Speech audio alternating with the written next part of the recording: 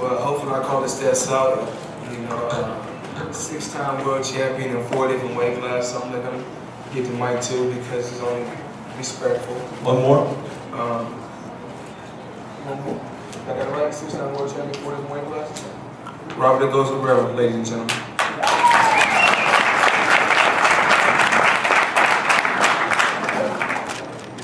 Just want to say thank God. You know, God's great.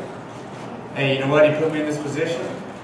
You know what? I came up short tonight. But you know what? I'm still going to praise God with all my heart because, you know, that's what it's about. Like I said, win, lose, hey, that's what I'm here is my mission is to spread the gospel. And that's what I'm here for. And I hope I touched a lot of hearts. Hey, you know what? Floyd's a great fighter. He came, did his thing. Hey, he moved real good in the ring. But hey, you know what? I'll be back.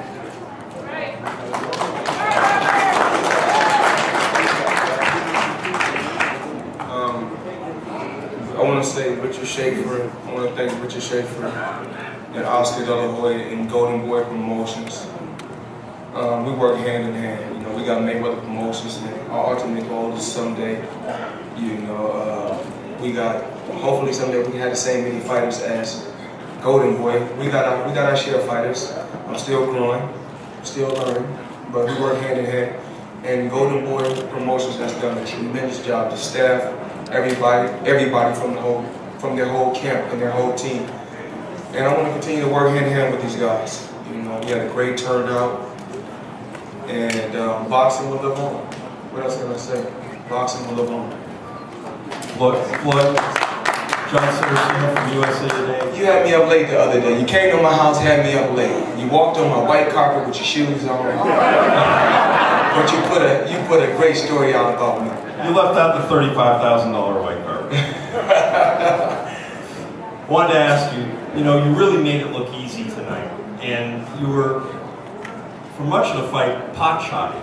And it looked like you were going to probably spot him. Was that one of your main goals tonight, to either knock him out or spot him? I knew Robert wasn't going to lay down.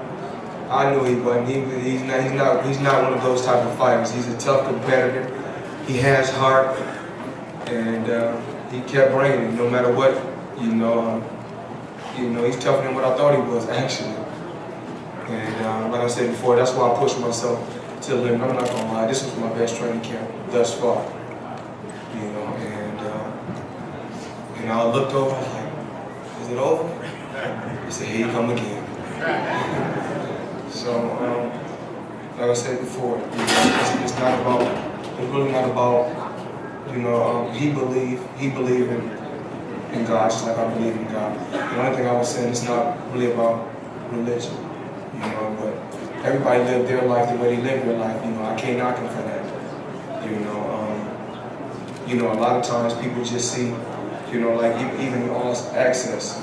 You know, a lot of times you see, you know, the flashy cars, the jewelry, the money, but they're never showing them when I'm feeding the less fortunate or I'm giving back to the schools. That's what they don't show.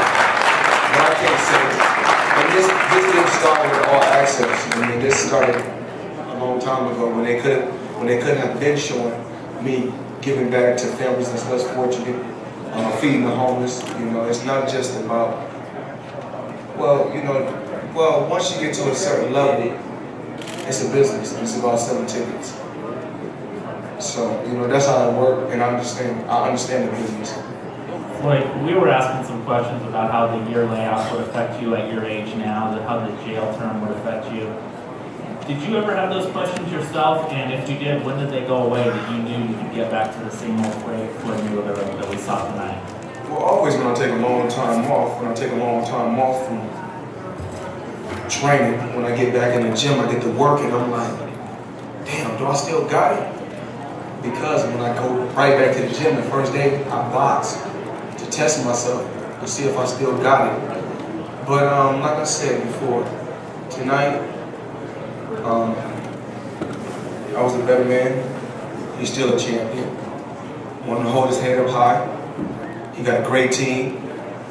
And what else can I say? I mean, everybody else that I fought, they didn't have no personality, but they brought it. They brought it. When I say trash talking, they brought it. I said, listen, I sat back and said, listen, they talking on the trash, I ain't got to say nothing no more, let them do it. But like I said before, he got a heart of a lion, he got a great father, he got a great manager, his whole staff, his whole team, and I take my hat off to the Bay Area and Gilroy. You guys got a true champion right here.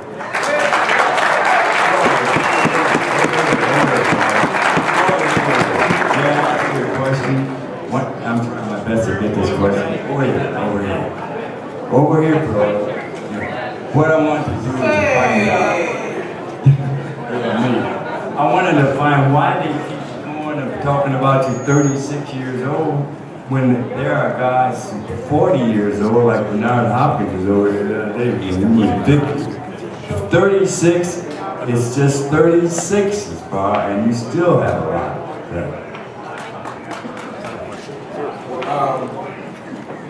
It's really not about, I don't think it's really about the age. I really think it's how you take care of your body. And I think I've took care of my body over the years, whereas some fighters, like, I like to party, but I'm not drinking alcohol. I may buy alcohol from my friends, but I'm not drinking. I'm not abusing my body. You know, I found that at a young age. And like I said before, I'm more of a thinker, smart, you know, longevity. I look at things longevity, not just short term. I didn't want a short term career. I wanted a long term career. But Bernard Hopkins is like I said before, he's a true champion.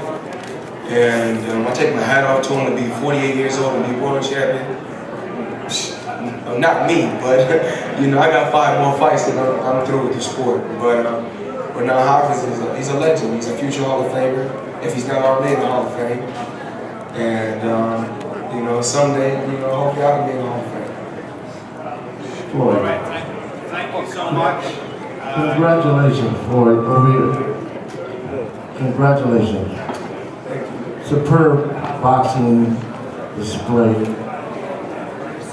When you started landing the right hand, and you saw that you were able to do it more consistently throughout the bout, did you see that it was keeping him off balance at any point?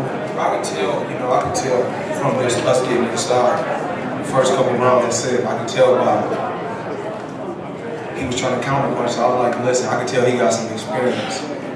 So I said, you know, I'm going to take my time and see what we come up with down the line. Because, you know, like I said before, every fighter comes out smoking. And, you know, it's just, I feel like I've been in more bigger fight, so I'm able to handle the pressure a lot more. You know, as far as Miguel Cotto keeping the pressure, you know, majority of the fighters, they all got the same game plan. You know, they throw a lot of punches, go to the body. That's why, you know, I was in training camp. Everybody wanted to keep a lot of pressure and go to the body. It's not going to slow me down. That's why I'm doing 400 sit-ups a day. Doing 400 sit-ups a day. I'm pushing myself to the limit. And what I say to myself when I was in camp, I was like, I was working out 3 times a day. I was like, I know Robert's asleep right now, so I better work because he's young and I know he's going to bring the pressure. So that's what I said to myself. But he's a tough competitor. I'm not here to badmouth him. We said what we had to say. He said what he had to say. I said what I said.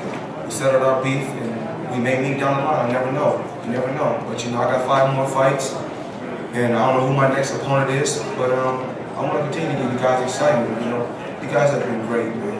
You guys have really been great. All right, thank you so much. Great night.